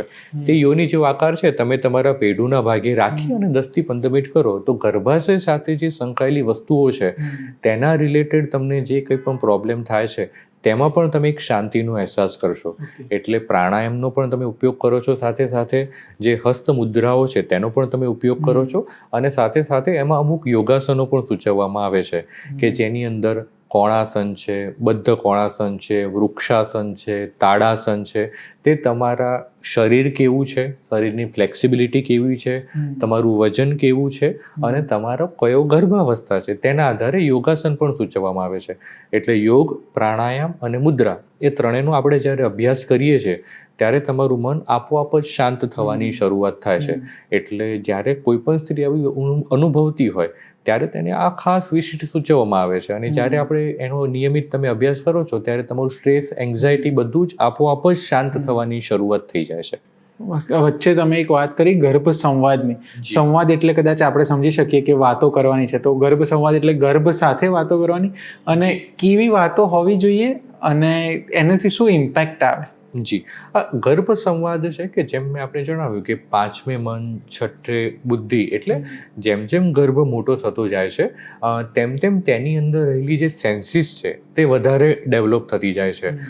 તે આજુબાજુના જે અવાજ છે તે તેને સાંભળતો જાય છે. ધીમે ધીમે તે જેમ જેમ મોટો થાય છે તેમ તેમ એ પોતાના માતાના અવાજને પણ સાંભળતો થઈ જાય છે, પિતાના અવાજને પણ સાંભળતો થઈ જાય છે. તે આજુબાજુની જેટલી પણ ગતિવિધિઓ થઈ રહી છે તે બધાને નોટિસ કરતો થઈ જાય છે. તો ગર્ભ સંવાદની અંદર માતા દ્વારા અને પિતા દ્વારા ગર્ભ સાથે સતત વાતો કરવામાં આવે છે કે તેની અંદર આપણે અલગ અલગ પ્રકારની જે વાર્તાઓ છે, જે પંચતંત્ર સાથે રિલેટેડ વાર્તાઓ છે, હિતોપદેશની જે વાર્તાઓ છે, વીર રસયુક્ત વાર્તાઓ છે, સારા માણસ બનવા માટેની જે કોઈ પણ બોધ કથાઓ છે, તો તે બધી જ આપણે ગર્ભ સાથે કરવાની હોય છે. પ્લસ માતાનું અને બાળકનું એક પ્રકારનું જે ઇમોશનલ બોન્ડિંગ આપણે ડેવલપ કરવાનું હોય છે, અને સાથે સાથે પિતા અને બાળકનું જે ઇમોશનલ બોન્ડિંગ કરવાનું હોય છે. તો તેમાં તમે ગર્ભ સાથે સતત વાતો કરો.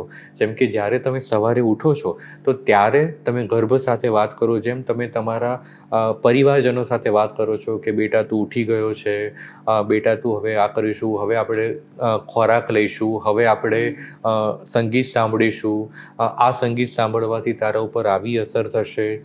કોઈ પણ વીર રસવાળી વાત તમે જ્યારે કરો છો ત્યારે તમે એવું કરો કે હું ઈચ્છું છું કે તું મોટો થઈને નીડર બન, મોટો થઈને સાહસી બન, સત્યનો તું પક્ષ લે. આ બધી જ વાતો તમે એને નિયમિત રીતે કરતા રહો, અને આ બધી વાતો જ્યારે કરતા રહો છો ત્યારે તે સતત તે વસ્તુને સાંભળતા હોય છે, સતત તે વસ્તુને અનુભવતા હોય છે. તો એ જ બાળક જ્યારે મોટું થાય છે ત્યારે ગર્ભાવસ્થાથી જ તે બીજ તેમાં આરોપાયેલા છે. એટલે તેના કારણે તે બાળક એક સારો નાગરિક બની શકે, એક સારો વ્યક્તિ બની શકે તેવીની સંભાવનાઓ ખૂબ સારી રીતે વધી જાય છે. અને ગર્ભ સંવાદ એ થ્રુઆઉટ પ્રોસિજર છે. એવું નથી કે તમે આજે વાત કરી અને કાલે નથી કરતા, પરમ દિવસે નથી કરતા અથવા ફરી વખત કરી. તમારે સતત તેની અંદર જોડાયેલા રહેવાનું છે. જેમ તમે તમારા પરિવારજનો સાથે, તમારા નજીકના મિત્રો સાથે નિયમિત રીતે જોડાયેલા રહો છો, એવી રીતે તમારે ગર્ભ સાથે પણ નિયમિત રીતે જોડાયેલા રહેવાનું છે. તો એ ગર્ભ સંવાદ એ માતા, પિતા અને જે બાળક છે તે બધાની સાથે સંકલિત છે. અને જેમ જેમ તમે તેને વાત કરશો કે જેમ કે ઘણા બધા લોકો કમ્પ્લેન કરતા હોય છે કે મારું બાળક રાત્રે સૂતું નથી, મારું બાળક રાત્રે બહુ વધારે પડતું એક્ટિવ હોય છે. તો એ ગર્ભ સંવાદ દ્વારા તમે એને સતત તે વસ્તુ ત્યારથી જ વર્ણવી શકો છો કે હવે અત્યારે 10 વાગી ચૂક્યા છે, અત્યારે 11 વાગી ચૂક્યા છે, હવે સુવાનો સમય થઈ ગયો છે, ચલ બેટા આપણે સૂઈ જઈએ. એટલે જ્યારે ગર્ભમાં છે ત્યારથી જ આ બધી આદત આપણે પાડી શકીએ છીએ. જી. અને એના માટે જરૂરી એ પણ બને છે કે માતા પણ 10-11 વાગે સૂઈ જાય. પછી માતા જો 2 વાગ્યા સુધી જાગીને સતત ફેસબુક અને ઇન્સ્ટાગ્રામ સ્ક્રોલ કરે છે તો તે બાળક રાત્રે જાગશે જ, કારણ કે ગર્ભથી જ તેનામાં એવા બીજ આરોપાયેલા છે. એટલે તમે ત્યારથી જ એને યોગ્ય પ્રકારની આદત પાડવાની શરૂઆત કરી શકો અને બંનેનું બોન્ડિંગ બહુ સારું થઈ શકે. એટલે જ કદાચ આપણા વડવાઓ કહેતા હોય છે કે જ્યારે સ્ત્રી પ્રેગ્નન્ટ હોય ત્યારે વાંચન વધારે કરવું જોઈએ, તો એના કારણે વધારે એમને ફાયદો થાય. ઓકે, બીજી એક વાત તમે કરી વચ્ચે વાત કરતા કે જ્યારે ગર્ભ થાય છે તો આપણે સારી વાતો એની અંદર નાખી શકીએ છીએ, ખરાબ ગુણો કાઢી શકીએ છીએ. જી. તો આ મતલબ ખરેખર પ્રેક્ટિકલી પોસિબલ છે? મતલબ તમે કદાચ ઉદાહરણ આપીને કે કોઈ રીતે સમજાવી શકો? એટલે જેમ કે આપણા પુરાણોમાં પણ ગર્ભ સંસ્કારની સાથે સંબંધિત ઘણી બધી વાતો છે કે જેને આપણે કનેક્ટ કરી શકીએ. સૌથી જે પ્રચલિત ઉદાહરણ છે જે તમે દરેક જગ્યાએ સાંભળતા હશો કે જે અભિમન્યુની વાર્તા છે કે જ્યારે અભિમન્યુ ગર્ભમાં હતા ત્યારે એક સંવાદ દ્વારા જે ચક્રવ્યૂહ છે યુદ્ધમાં, તે ચક્રવ્યૂહ કઈ રીતે બને છે, તેનું ભેદન કઈ રીતે થાય છે અને તેના પાર્ટ વાઇઝ તે ચક્રવ્યૂહ આપણે કઈ રીતે તોડતા જઈએ, તો તે વાત ગર્ભને કહેવામાં આવતી હોય છે. તો ત્યારે અભિમન્યુ આ બધી વાતો સાંભળીને ગર્ભમાં જ તેણે આ બધી વસ્તુ શીખી લીધી હોય છે. ખાલી તેની અંદર આપને ખ્યાલ હશે કે તેની અંદર એ છેલ્લો જે તબક્કો છે તેને પૂર્ણ રીતે સાંભળી શક્યા હોતા નથી, કારણ કે તે સમયે તેમના જે માતા હોય છે તે સૂઈ ગયા હોય છે. તેથી તે વાતનું ડિસ્કશન થઈ શક્યું નથી હોતું, જેના કારણે અભિમન્યુનું પાછળ જતા તે યુદ્ધમાં તેઓ મૃત્યુ પામે છે. હવે આ જ બીજી વાત છે તો એક અષ્ટાવક્ર, એ પણ આપણા ઘણા બધી જગ્યાએ વણે છે. અષ્ટાવક્ર ગીતા પણ જોવામાં આવે છે. તો અષ્ટાવક્રનું પણ એક છે કે જ્યારે અષ્ટાવક્ર ગર્ભમાં હતા ત્યારે તેમના પિતા જે હતા એ સતત વેદનું અધ્યયન કરતા, અને આ જે સતત વેદનું અધ્યયન તેમના કાને પડતું, અને તેના કારણે તે ગર્ભમાં પણ વેદોનું અમુક જ્ઞાન છે તે પ્રાપ્ત કરી લેતા. તેના વિશે અન્ય પણ એક કથા છે કે તે સાંભળી અને એટલા બધા ઇન્ટેલિજન્ટ થવા લાગ્યા કે જ્યારે એમના પિતા અયોગ્ય શબ્દનું ઉચ્ચારણ કરતા તો તે એમને એક લાત મારીને કે એક આપીને કહેતા કે આ ઉચ્ચારણ યોગ્ય નથી, અચ્છા, ગર્ભમાં જ react ગર્ભમાંથી જે રિએક્ટ કરતા, એ અષ્ટાવક્ર સાથે પણ આ વાત છે એ એની અંદર જોડાયેલી છે. બીજું એક સારું ઉદાહરણ છે કે જે ભક્ત પ્રહલાદ વિશે આપણે ઘણી બધી વાર્તાઓ સાંભળીએ છીએ. તો તમે તેની અંદર જો તે હિરણ્યકશિપુ જે હતા એ રાક્ષસ કુલના હતા. હવે પ્રશ્ન એ થાય કે જ્યારે રાક્ષસ કુલનો કોઈ વ્યક્તિ છે તો તે કેમ વિષ્ણુ ભક્તિ કરી રહ્યા હતા? તો તેમાં પણ એવું છે કે હિરણ્યકશિપુ જ્યારે બ્રહ્માજીનું વરદાન લેવા માટે તેઓ તપસ્યા કરવા માટે ગયા હતા, ત્યારે તેમના જે પત્ની હતા તેઓ નારદ મુનિના સંપર્કમાં આવેલા, અને નારદ મુનિ તેમને સતત વિષ્ણુ ભગવાન વિશેની વાતો, વિષ્ણુ ભગવાન વિશેની તેમની આસક્તિ કે તેમનો પ્રેમ કે તેમની લાગણીઓ, તેમના વિશે જોડાયેલી વાતો તે સતત કર્યા કરતા. તેના કારણે જ્યારે ભક્ત પ્રહલાદ જન્મ્યા ત્યારે તે વિષ્ણુ પ્રત્યે એક પ્રકારનું ડિવોશન લઈને જન્મ્યા, કે જેના કારણે છેલ્લે તેમને ઘણી બધી તેમનું પ્રોટેક્શન કરવામાં આવ્યું અને તે એમાંથી બચીને બહાર આવી શક્યા. અને અત્યારના જ આપણે જે ઉદાહરણ જોઈએ તો જેમ શિવાજી છે કે શિવાજી મહારાજ મરાઠા સામ્રાજ્યને આગળ વધારવા માટે જેમણે ખૂબ મહત્વનો ભાગ ભજવ્યો. તો જ્યારે જીજાબાઈ સગર્ભાવસ્થામાં હતા ત્યારે તેઓ સતત વીર રસયુક્ત જે ગાથાઓ હતા તે સાંભળતા, તે સમયે પોતાનો જે આહાર વિહાર છે તેનું તે ધ્યાન રાખતા, અને તેઓ સતત તે વિશે વિચારી રાખતા કે હું એવો પુત્ર ઉત્પન્ન કરવા માંગુ છું કે જે મરાઠા સામ્રાજ્યનું પ્રતિનિધિત્વ કરી શકે. જે અત્યારે દેશમાં જે પરિસ્થિતિ ચાલી રહી છે તેની અંદર એ એમાં પોતાનું યોગદાન આપી શકે, લોકોને લીડર કરી શકે. એટલે જ્યારે શિવાજી જન્મ્યા ત્યારે એ ગર્ભાવસ્થા દરમિયાન અને તેના પછી પણ તેનું જે સતત સિંચન કરવામાં આવ્યું એટલે આપણને આવા લીડર મળી શક્યા. એટલે જે ગુણ છે એનું આરોપણ આપણે બહુ પહેલાં જ કરી શકીએ છીએ. અને જેમ જેમ તમે 9 મહિના દરમિયાન જે વસ્તુઓ કરશો તે તમારું બાળક સમગ્ર જીવન દરમિયાન કરશે. એટલે ખૂબ જ જરૂરી છે કે તમે એ સમયે એ વિશિષ્ટ પ્રકારનું કરો.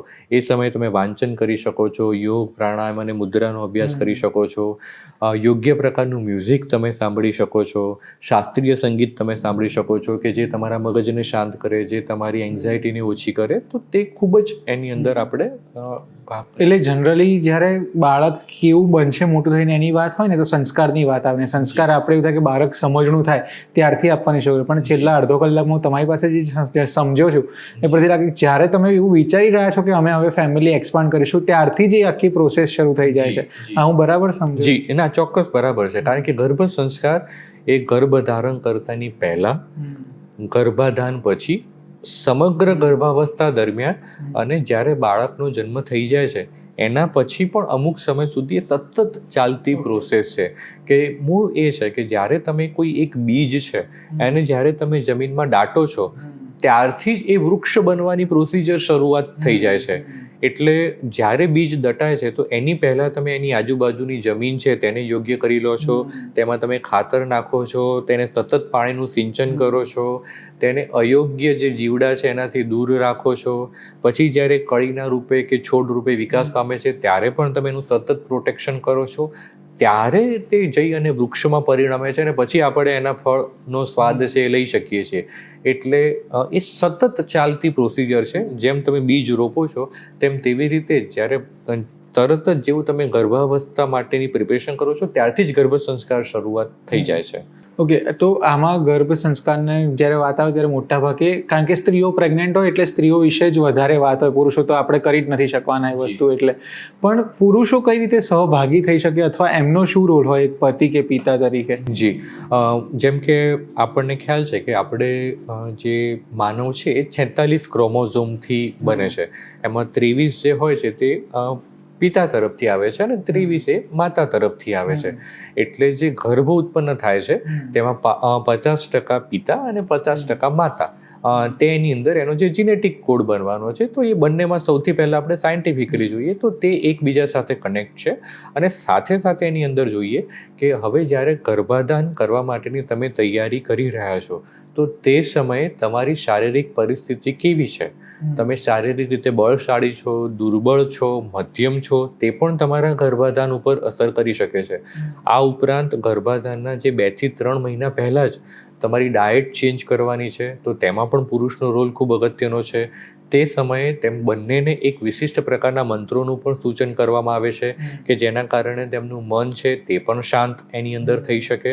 અને પ્લસ જ્યારે તમે ગર્ભાધાન કરી લો છો ત્યારે માતાનું માનસિક સ્વાસ્થ્ય સતત જળવાયેલું રહે તે માટે પુરુષનો રોલ ખૂબ જ અગત્યનો છે. કારણ કે જો માતાનું સ્વાસ્થ્ય માનસિક સ્વાસ્થ્ય જ્યારે બગડશે તો તરત જ તેની અસર છે તે ગર્ભ ઉપર થવા લાગશે. જેમ કે માતામાં ચિંતા જોવા મળે છે, સ્ટ્રેસ જોવા મળે છે, એન્ઝાયટી જોવા મળે છે અથવા તો માઇલ્ડ ડિપ્રેશન જોવા મળે છે. તો તેમાં એવું કહેવામાં આવે છે કે અમુક પ્રકારના જે સ્ટ્રેસ હોર્મોન છે તે સતત વધે છે.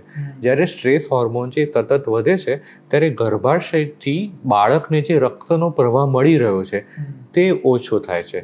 તે ઓછો થાય છે એટલે એને જે પોષણ મળવાનું કાર્ય છે તે પણ ઓછો થાય છે અને જેના કારણે જે બાળક જન્મે ત્યારે અમુક બાળકો ખોળખાપણયુક્ત જન્મતા હોય છે કે જન્મજાત કોઈ ખામી લઈને જન્મતા હોય છે. તો તેમાં એક પતિનો રોલ પણ ખૂબ અગત્યનો છે કે જો પતિ અને માતા અથવા તો એમની જે પત્ની છે એ બંને વચ્ચેનું બોન્ડિંગ જો ખૂબ જ સારું હશે તો આવનારો ગર્ભ પણ આપોઆપ સારો થશે. કારણ કે જેમ એક નાનકડો સ્પર્શ છે, નાનકડી હૂંફ છે અથવા તો નાનકડી લાગણી છે એ પતિ દ્વારા માતાને જ્યારે સતત એમને બતાવવામાં આવે છે ત્યારે તેમની અંદર સારા સ્ટ્રેસ ફ્રી હોર્મોન ઉત્પન્ન થાય છે અને એ હોર્મોન માતાની નોર્મલ ડિલિવરી કરવા સુધી મદદ કરે છે. એવું કહેવામાં આવે છે કે જ્યારે ઓક્સિટોસિન નામનો જે હોર્મોન છે અથવા જે અન્ય લવ હોર્મોન છે જે માતાઓને યોગ્ય રીતે હૂંફ, કાળજી અને પોતાના પતિ તરફથી પ્રેમ તે વસ્તુ મળતી રહી તો તેમને જે ગર્ભાવસ્થા છે તે દરમિયાન જે વિવિધ પ્રકારની અયોગ્યતા ઉત્પન્ન થતી હોય છે જેમ કે જેસ્ટેશનલ ડાયાબિટીસ. ગર્ભાવસ્થા દરમિયાન અમુક માતાઓનું બ્લડ શુગર હાયર આવતું હોય છે. પ્રી એક્લેમ્સિયા કહેવાય છે કે જેમાં માતાનું જે બ્લડ પ્રેશર છે તે વધેલા પ્રમાણમાં જોવા મળે છે. આ ઉપરાંત તે લોકોને જે કોઈ પણ પ્રોબ્લેમ થવાની શક્યતા હોય છે તો આમાં પતિ જ્યારે તેમને ખૂબ સારો સપોર્ટ આપતા હોય છે તો તે એમને સારી ડિલિવરી કરાવવામાં અને સારું બાળક પેદા કરવામાં પણ બહુ અગત્યનો ભાગ એની અંદર ભજવતા હોય છે. એટલે પતિનો રોલ આ પણ છે. સાથે સાથે ગર્ભ સંવાદની અંદર પણ કારણ કે માત્ર માતા અને ગર્ભ તેના બોન્ડિંગની સાથે સાથે પિતાનું બોન્ડિંગ પણ જરૂરી છે. એટલે એ પિતાને પણ ઓળખતા થાય, પિતાની સાથે પણ તે સંકલિત થાય. એટલે પતિનો રોલ આમાં ખૂબ જ અગત્યનો છે કે ગર્ભાધાન પહેલાં જ્યારે તેમનું શુક્ર અથવા તો સ્પર્મને બેટર કરવાનું છે તેમાં તેમનો રોલ છે અને એના પછી એક મેન્ટલ સપોર્ટરના રૂપે તેમનો રોલ ખૂબ જ અગત્યનો છે. તમે મંત્રોચ્ચારની વાત કરી તો તમે કોઈ એવા 4-5 મંત્ર કહી શકો જે ગર્ભાવસ્થા દરમિયાન કોઈ મહિલા કરે તો એમનાથી એમને સારા ગર્ભ માટે કે સારા સંતાન માટે ફાયદો થાય? જી, જેમ કે મંત્ર અને ગર્ભ એ પણ એકબીજા સાથે બહુ સારી રીતે સંકળાયેલા છે. જેમ કે આપણું જે કલ્ચર છે તેની અંદર મંત્રો ઉપર વિશેષ પ્રકારનું ઘણું બધું રિસર્ચ કરવામાં આવેલું અને ઘણા બધા તમે જુઓ તો કેટલાક બીજ મંત્રો ખાસ અસ્તિત્વમાં આવે છે. જેમ કે મંત્ર વિશે એવું કહેવામાં આવે છે, તમે ઘણા બધા મંત્રો વાંચ્યા છે, રીમ શ્રીમ ક્લીમ રામ રેમ રૌમ, એવા અલગ અલગ પ્રકારના બીજ એની અંદર હોય છે. હવે જો કે તે મનુષ્યની પ્રકૃતિ અનુસાર ડિસાઇડ કરવામાં આવે છે કે જે વ્યક્તિને સૌથી વધારે ગુસ્સો આવે છે તો તેને શાંત કરનારા બીજ મંત્ર આપવામાં આવે છે. જે વ્યક્તિ બહુ અતિશય આળસુ છે તો તેને એક અલગ બીજ મંત્ર આપવામાં આવે છે અને સૌથી સારામાં સારો મંત્ર જો તમે કરી શકો તો તે હોમનું ઉચ્ચારણ છે. જો તમને અન્ય કોઈ પણ બીજ મંત્ર નથી કરવો તો તમે હોમનું ઉચ્ચારણ સતત કરો.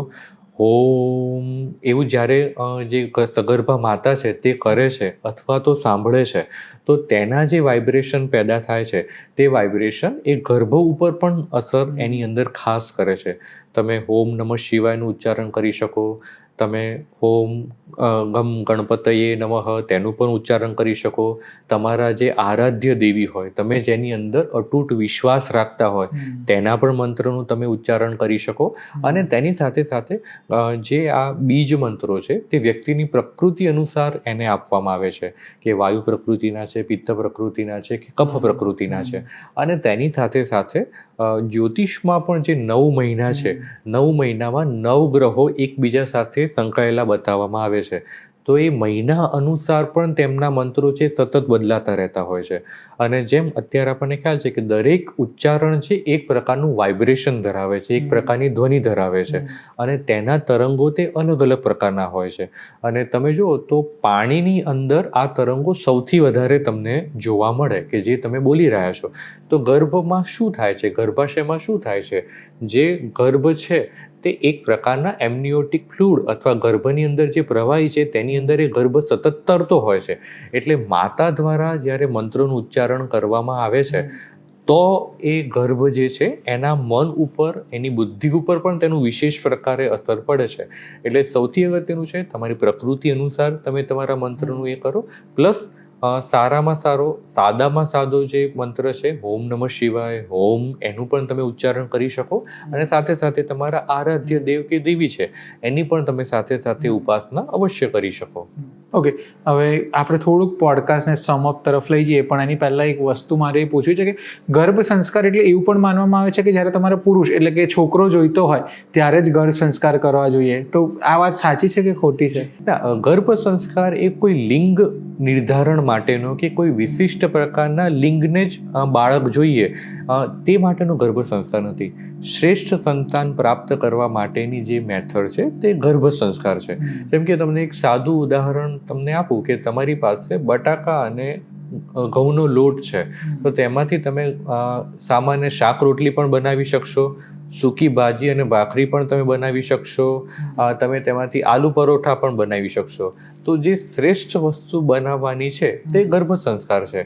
હવે તેની અંદર કોઈ વિશિષ્ટ પ્રકારના લિંગનું બાળકને પેદા કરવા માટે જ ગર્ભ સંસ્કાર કરવામાં આવે છે તે નથી. પરંતુ જે પણ લિંગવાળું બાળક પેદા થાય છે તે વધારે સારી ઇમ્યુનિટીવાળું, વધારે સારી ઇન્ટેલિજન્સવાળું અને વધારે સારી ફિઝિકલ સ્ટ્રેન્થવાળું તે પેદા થાય તે માટે આપણે જે પ્રયત્ન કરીએ છીએ તે ગર્ભ સંસ્કાર છે. તો મિલિંદભાઈ, આપણે આખા પોડકાસ્ટમાં એવું સમજ્યા કે આયુર્વેદ અને ગર્ભ સંસ્કાર તો એકબીજા સાથે જોડાયેલા છે. તો ગર્ભ સંસ્કાર આયુર્વેદનો પાર્ટ જ છે, પણ આને વૈજ્ઞાનિક રીતે સમજવું હોય કે એનો સાયન્ટિફિક અપ્રોચ સમજવો હોય તો એ થોડુંક વિગતવાર તમે સમજાવી શકો? ચોક્કસ. જેમ કે આધુનિક જે તબીબી શાસ્ત્ર છે તેની અંદર પણ આ વિષય ઘણા બધા રિસર્ચ થયા છે. જેમ કે એક રિસર્ચ યુએસએમાં કરવામાં આવ્યું હતું, તેમાં 1987થી લઈ અને 89ના સમયગાળા દરમિયાન જે બાળકો પેદા થયા હતા તો તેમની માતાઓ સાથે વાત કરવામાં આવી હતી અને તેમને પૂછવામાં આવ્યું હતું કે તે સમયે તેમની માનસિક પરિસ્થિતિ કેવી હતી, તે સમયે કોઈ ટ્રોમેટિક પ્રસંગ એમના જીવનમાં બન્યો હતો કે નહીં, અને તેની સાથે સાથે તેમના જે બાળકો પેદા થયા છે તેમનામાં કોઈ વિશેષ પ્રકારની ખામી હતી કે નહીં.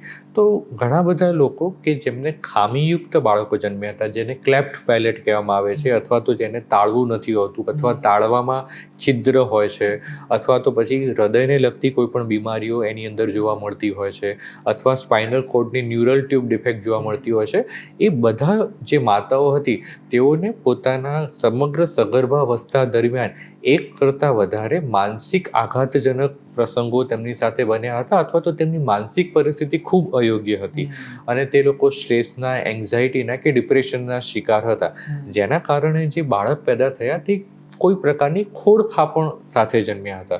એટલે મેડિકલ સાયન્સમાં આની સાથે સાથે ઘણી બધી વખત માતાનો જે મેટર્નલ સ્ટ્રેસ છે તે પણ બાળકની મનોસ્થિતિ ઉપર કે બાળકના શારીરિક વિકાસ ઉપર કઈ રીતે અસર પાડે છે તે પણ એની અંદર બતાવ્યું છે કે બાળકની માતા છે એ સતત સ્ટ્રેસમાં રહે છે, એન્ઝાઇટીમાં રહે છે કે ચિંતામાં રહે છે, તો પછી જે બાળક જન્મે છે કદાચ એ પ્રી ટર્મ લેબર આવી શકે, એટલે પહેલાં એનો જન્મ થઈ શકે.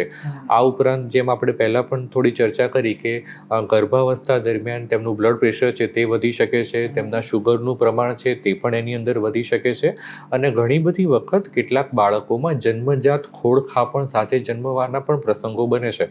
તે માટે જે આધુનિક તબીબી શાસ્ત્ર છે કે એલોપેથી સાયન્સ છે તે પણ આ વિષયે અવશ્ય એગ્રી થાય છે કે સમગ્ર સગર્ભાવસ્થા દરમિયાન જો માતાનું માનસિક સ્વાસ્થ્ય અયોગ્ય છે તો જે બાળક પેદા થશે તે શારીરિક અથવા માનસિક ખોડખાપણની સાથે પેદા થશે. અને તેના માટેના જે ઘણા બધા રિસર્ચ પેપર છે તેની અંદર તે જ વર્ણવવામાં આવ્યું છે કે મેટર્નલ સ્ટ્રેસ તે તમારા જે સ્ટ્રેસ હોર્મોન છે તેને વધારે છે, જેના કારણે બાળકને નરિશમેન્ટ યોગ્ય રીતે મળતું નથી. તેથી તબીબી શાસ્ત્ર પણ આ બાબતમાં એગ્રી છે. એટલે અને ગર્ભ સંસ્કાર એ સમગ્ર ગર્ભાવસ્થા દરમિયાન માતાનું માનસિક શારીરિક સ્વાસ્થ્ય જાળવી અને સંતુલિત કરવાની જ પ્રોસેસ છે. અને આઈ થિંક એ પિતાની કે એના પતિની સૌથી મોટી જવાબદારી છે કે એ દરમિયાન એને ખુશ રાખે, હૂંફથી રાખે, પ્રેમથી રાખે. અને બીજું એક વસ્તુ એક અગત્યની જે મારે પૂછવી હતી, ગર્ભ સંસ્કારથી સી સેક્શન કે સિઝેરિયન ડિલિવરી જેને કહીએ છીએ અથવા નોર્મલ ડિલિવરી એ ડિસાઇડ થઈ શકે? જી હા, જે હવે સિઝેરિયન એ ઘણા બધા પ્રસંગોની અંદર બનતું હોય છે કે હવે તેની અંદર એવું છે કે ઘણી વખત બાળકની જે પરિસ્થિતિ છે તે ત્રાસી હોય છે અથવા બાળક પોતાના હેડથી એની ડિલિવરીની શરૂઆત નથી થતી. એવા સંજોગોમાં સિઝેરિયન કે સી સેક્શન છે એ અવશ્ય જરૂરી હોય છે.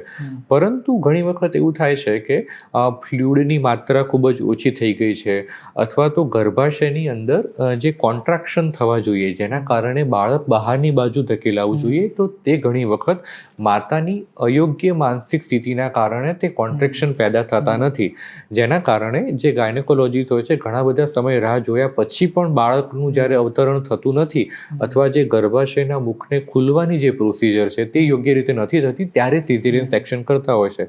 એટલે જ્યારે તમે સતત ગર્ભ સંસ્કાર કર્યો હોય ત્યારે જે માતાના હોર્મોન ઉત્પન્ન થાય છે ત્યારે હેપી હોર્મોન પેદા થાય છે. એ લોકો ઓછામાં ઓછા સ્ટ્રેસથી કનેક્ટ થાય છે, તો તેમની જે નોર્મલ ડિલિવરી થવાની શક્યતાઓ પણ વધી જાય છે. એટલે જે ગર્ભ સંસ્કાર કરાવતી જેટલી પણ માતાઓ છે તો તેમની નોર્મલ ડિલિવરી થવાની શક્યતાઓ કમ્પેરેટિવલી અન્ય સ્ત્રીઓ કરતાં વધારે માત્રામાં છે. એક હજી અગત્યની વાત જે હું આગળ પૂછવાનું ભૂલી ગયો, જ્યારે ગર્ભ ધારણ કરેલો છે એટલે જ્યારે કદાચ પહેલો, બીજો, ત્રીજો મહિનો છે કે સેકન્ડ ટ્રાઇમેસ્ટર છે ત્યારે પતિ પત્નીએ સેક્સ કરવું જોઈએ કે ના કરવું જોઈએ? એનાથી ગર્ભ ઉપર કોઈ ઇમ્પેક્ટ પડતી હોય છે? જી, એટલે આયુર્વેદમાં મુખ્યત્વે એવું જણાવવામાં આવ્યું છે કે અતિશય જ્યારે તમે મૈથુન ક્રિયા કરો છો અથવા તો સેક્સની અંદર ઇન્ક્લુડ થાવ છો તો ગર્ભ પડી જવાની શક્યતાઓ વધારે માત્રામાં રહે છે. એટલે જ્યારે ગર્ભ એક સમય પછી જ્યારે ઉદર મોટું વિકાસ થઈ જાય, જ્યારે એક એવી અવસ્થા આવે છે કે જેની અંદર ગર્ભ મોટો આકાર લઈ શક્યો છે, તેના પછી આપણે સેક્સ્યુઅલ એક્ટિવિટીની અંદર એન્ગેજ આની અંદર ન થવું જોઈએ. શરૂઆતની અંદર ઓછું અને કાળજીપૂર્વક તમે એન્ગેજ થાઓ તે પણ ખાસ જરૂરી છે કે જેના કારણે ગર્ભાશય ઉપર ડાયરેક્ટ પ્રેશર ના આવે અને જે બાળક પેદા થઈ રહ્યું છે તેની જે પ્લાસેન્ટા લાગેલી હોય છે તો ઘણી વખત આ મૈથુન પ્રક્રિયા દરમિયાન તેના ઉપર પણ વિશેષ પ્રકારે નુકસાન થતું હોય છે. તે માટે ધ્યાનપૂર્વક પેટ અને ગર્ભાશય ઉપર ઓછામાં ઓછું દબાણ આવે તેવા શરૂઆતના મહિનાઓમાં તમે સેક્સ્યુઅલ એક્ટિવિટીમાં એન્ગેજ થઈ શકો છો. પરંતુ જેવો ગર્ભ મોટો થાય છે તો સેક્સ્યુઅલ એક્ટિવિટીમાં એન્ગેજ ન થવું એ સલાહભર્યું છે. ઓકે, હવે આપણે આખા પોડકાસ્ટમાં ઓલમોસ્ટ બહુ બધા મીથ બસ્ટિંગ કરી લીધા છે, પણ એક સમઅપ તરીકે થોડાક મીથને આપણે પોઈન્ટર્સમાં નાના નાના આન્સરમાં લઈ લઈએ. તો મારી પાસે થોડાક મીથનું લિસ્ટ છે. એ મીથ છે કે સાચી વાત છે એ તમે થોડુંક એકદમ ટૂંકાણમાં સમજાવી શકો? એક તો આપણે પોડકાસ્ટ જેનાથી શરૂ કર્યું હતું એ કે ગર્ભ સંસ્કાર માત્ર એક વિધિ છે, 2-3 દિવસમાં કે 2-3 કલાકમાં પૂરી થઈ જશે. જી ના, એવું જરા પણ નથી. ગર્ભ સંસ્કાર એ ગર્ભધારણ પહેલાં, ગર્ભાવસ્થા દરમિયાન અને ગર્ભ ઉત્પન્ન થયા પછી સતત ચાલતી પ્રક્રિયા છે. એટલે એ 2-3 કલાક કે 2-3 દિવસની વિધિ નથી. ઓકે, માત્ર સારું વિચારવું, સંગીત સાંભળવું અને વાર્તાઓ વાંચવી એવું કરાવતા વર્કશોપ માત્ર એ ગર્ભ સંસ્કાર છે? જી, એ જરા પણ નથી. એ બધા એનો ભાગ છે, પરંતુ તે ગર્ભ સંસ્કાર નથી. ગર્ભ સંસ્કાર એ સતત તમારી માતાની આહાર વિહાર, એની પ્રકૃતિ, તે સમય ચાલતો સમય, તેની માનસિક પરિસ્થિતિ, તે બધા જ પરિબળોને આવરી લેતી એક આખી પ્રોસેસ છે. એટલે સારું સંગીત સાંભળવું કે અધ્યયન કરવું તે તેનો ભાગ છે, પણ તે એકલા ગર્ભ સંસ્કાર નથી. માત્ર યોગ અને પ્રાણાયામ એ ગર્ભ સંસ્કાર છે? જી ના, જેમ આપને જણાવ્યું કે યોગ અને પ્રાણાયામ એ ગર્ભ સંસ્કારનો ભાગ છે, પરંતુ તે માત્ર એ કરો એટલે તમે ગર્ભ સંસ્કાર કરાવી લીધો તેવું નથી. અચ્છા, ગર્ભ સંસ્કાર માત્ર મહિલા માટે એટલે કે માતા માટે છે? જી ના, જેમ માતા અને પિતા બંને તેમાં એકચ્યુઅલી સમાન રીતે સહભાગી છે, કારણ કે તેની અંદર પિતાનો પણ અંશ જઈ રહ્યો છે અને માતાનો પણ અંશ જઈ રહ્યો છે. પિતાની પણ દૈહિક શુદ્ધિ અને માનસિક શુદ્ધિ જરૂરી છે, માતાની પણ દૈહિક અને માનસિક સિદ્ધિ જરૂરી છે, અને સાથે સાથે જે સમગ્ર 9 મહિના છે તે દરમિયાન પણ પિતાનો રોલ અગત્યનો છે. એટલે ગર્ભ સંસ્કાર બંને દ્વારા થતી પ્રક્રિયા છે. ઓકે, આ એક મુદ્દો બહુ જ ઇન્ટરેસ્ટિંગ છે જેના વિશે આપણે કદાચ પોડકાસ્ટમાં વાત નથી કરી. પહેલી પ્રેગ્નન્સીમાં ગર્ભ સંસ્કાર કરાવ્યા તો બીજું બાળક જ્યારે પ્લાન કરી રહ્યા છે ત્યારે ગર્ભ સંસ્કારની જરૂર નથી. જી ના, એટલે આ એના જેવું જ છે કે જેમ તમે નવી વાનગી બનાવો છો તો નવી વાનગી માટે તમારે દરેક વખતે નવી રીતે પ્રિપરેશન કરવું પડશે. તેવી રીતે ધારો કે તમે પહેલાં બાળક વખતે ગર્ભ સંસ્કારની મેથડને ફોલો કરી છે તો નેક્સ્ટ બાળક માટે તમારે ફોલો કરવાની જરૂર નથી તેવું નથી, કારણ કે સતત તમારે તે પ્રકારની મનોસ્થિતિ, તમારી શારીરિક પરિસ્થિતિ અને તમારા દોષો ત્યારે તેને પણ કંટ્રોલમાં રાખવાના છે. એટલે એક વખત તમે ગર્ભ સંસ્કારથી બાળક પેદા કરી લીધું તો નેક્સ્ટ પ્રેગ્નન્સીમાં એની જરૂર નહીં પડે એવું નથી. તમારે તેને પણ સતત ચાલુ રાખવાનું રહેશે. ગર્ભ સંસ્કાર કોઈ ખાસ જાતિ, ધર્મ કે સમાજના લોકો માટે જ છે કે બધા જ કરાવી શકે? ગર્ભ સંસ્કાર એ કોઈ પણ જાતિ, ધર્મ કે સંપ્રદાય સાથે જોડાયેલા વ્યક્તિ કરી શકે છે. આપણે સામાન્ય ભાષામાં એવું કહીએ કે જે ગર્ભ ઉત્પન્ન કરવાની ઈચ્છા રાખતું હોય, જેને શ્રેષ્ઠ બાળક જોઈતું હોય તે ગર્ભ સંસ્કાર કરે. વિધર્મી લોકો પણ કરી શકે? કોઈ પણ ધર્મના લોકો ગર્ભ સંસ્કાર કરી શકે છે, કારણ કે આપણે એક સારો નાગરિક, સારો માણસ અને એક એવું બાળક જોઈએ છે કે જે કુટુંબને આગળ તરફ લઈ જાય. તે માટે કોઈ પણ ધર્મ, જાતિ, સંપ્રદાયના લોકો કરી શકે છે. અને શું ગર્ભ સંસ્કાર કરવાથી મારું બાળક સુપરમેન કે સુપર વુમન કે લાઈક દેશના વડાપ્રધાન જ બની જશે કે વિરાટ કોહલી જ બની જશે? જી, જો ગર્ભ સંસ્કાર એક એવી પ્રોસેસ છે કે જેની અંદર તમે પોતે જે ગુણધર્મ ધરાવો છો તે ગુણધર્મના સારામાં સારા હિસ્સાઓને આપણે પ્રદર્શિત કરીએ છીએ. તેને લેવાથી જે ઘણી વખત આ જે તમે બહુ સારો પ્રશ્ન પૂછો કે લોકોની માન્યતા હોય છે કે ગર્ભ સંસ્કાર કરાવવાથી મારું જે બાળક છે સુપર હ્યુમન બની જશે, સુપર સ્ટ્રેન્થ ધરાવતું હશે, અથવા તો તે 5 જણા સામે લડી શકવાની કેપેસિટી ધરાવતું હશે. તે એવું નથી કે તે અચાનક જ સુપર હ્યુમન કે સુપર ગર્લ બની જશે, પરંતુ તે દર્શાવે છે કે તેમના સંસ્કારો બહુ સારા થશે, તેમનું જે શારીરિક બળ હશે તે સારું હશે, તેમની લોકોને સમજવાની શક્તિ, વિવિધ વિષયોને સમજવાની શક્તિ તે અન્ય લોકો કરતાં થોડી વધારે પ્રમાણમાં હશે. એટલે કદાચ જે બાળકના કે જે બાળક ગર્ભમાં હતું ત્યારે ગર્ભ સંસ્કાર નથી થયા અને જેના થયા છે એ બંનેની કમ્પેરિઝનમાં જેના ગર્ભ સંસ્કાર થયા છે બાળક થોડું વધારે પ્રોએક્ટિવ હશે કે વધારે ક્ષમતાઓ ધરાવતું હશે? એ તે વધારે ક્ષમતા ધરાવતું હશે કે ઘણી વખત એવું થાય છે જે યાદ રાખવાની શક્તિ હોય છે તો બાળક વધારે સારી રીતે યાદ રાખી શકે. તમે સતત જ્યારે બાળક સાથે ગર્ભ સંવાદ કર્યો હોય, મ્યુઝિકનો ઉપયોગ કર્યો હોય તો તે સમય દરમિયાન હવે જે બાળક પેદા થશે તો તે એ બાબતે પહેલેથી જ થોડું જ્ઞાન ધરાવતું હશે. એટલે જેના કારણે તેનું સારા માર્ક લાવવાની અને સૌથી અગત્યની વસ્તુ છે સારા માણસ બનવાની કે સારા વ્યક્તિ બનવાની જે ક્ષમતા છે તે એની વધી જશે. આઈ થિંક ગર્ભ સંસ્કાર વિશે આટલું નોલેજેબલ વાત મેં આની પહેલાં ન તો સાંભળી હતી, ન તો વાંચી હતી ક્યાંયથી. તમારી સાથે છેલ્લા અડધો કલાક કરતાં વધારે સમયમાં બહુ જ બધી નવી વસ્તુઓ જાણવા મળી છે. જે દર્શકો અહીંયા સુધી પહોંચ્યા છે, આ પોડકાસ્ટ આખું જોયું છે, એમને પણ બહુ જ બધી ઉપયોગી માહિતી મળશે. જો તમારા હજી કોઈ પ્રશ્ન હોય ગર્ભ સંસ્કારને લઈને તો અમને તમે કમેન્ટ કરીને જણાવી શકો છો. અમે ડૉક્ટર સાહેબ સાથે ફરી એકવાર મળીશું. ત્યાં સુધી મિલિંદભાઈ, થેન્ક યુ, તમે અમને આટલો સરસ ટાઈમ આપ્યો, આટલી સરસ રીતે વાતો કરી. બાકી તમે આયુર્વેદાચાર્ય છો, તમે આયુર્વેદ પ્રેક્ટિસ પણ કરો છો, તો આપણે ફરી એક પોડકાસ્ટમાં આયુર્વેદ વિશે વાત કરીશું. પણ થેન્ક યુ સો મચ, આટલો ટાઈમ આપ્યો તમે. જી, અને હું તમને મળીશ એક નવા પોડકાસ્ટ સાથે, એક નવા ગેસ્ટ સાથે આવતા શુક્રવારે. ત્યાં સુધી જોતા રહો VTV Gujarati.com અને VTV ચેનલને સબસ્ક્રાઇબ કરવાનું ના ભૂલતા.